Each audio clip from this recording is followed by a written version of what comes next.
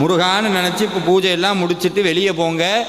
முருகன் சொல்லுவார், என்னை பார்க்க வந்தியா, நீதாயா என்னை பார்க்க வந்தன்னு மனசில் நினச்ச அடுத்த நிமிஷம் அப்படி ஒன்று பாஞ்சிக்கிட்டு போகும். வேலு யாம் இருக்க பயமே, யாம் இருக்க பயமே. இன்றைக்கி பரிகாரங்கிற பேரில் நம்ம எல்லாத்தையும் பண்ணுறோம். தவறு இல்லை. ஏன்? நம்மளுக்கு வழி தெரியலை, வழி நம்மளுக்கு தெரியல. இந்த பரிகாரம் பண்ணும்போது ஏன் சென்ற நிறையா பேர் கேட்பாங்க, நாங்கள் போகாத கோயில் இல்லை, பண்ணாத பூஜை இல்லை, கும்பிடாத தெய்வம் இல்லை, எல்லாம் சொல்கிறோம். ஏன் எனக்கு பரிகாரம் பலிக்கலை அப்படின்னா ஒன்றும் இல்லை. இன்றைக்கி நான் உங்கள்கிட்ட சொல்கிறேன், உங்களுக்கு ஏதோ ஒரு பிரச்சனை இருக்குதுன்னு வைங்க. உதாரணத்துக்கு கடன் தொல்லை தீரணும் அப்படின்னு ஒரு வச்சுக்குவோம். கடன் தொல்லை தீரணும், வேல்மாறல் படிங்க அப்படின்னு சொல்கிறேன்.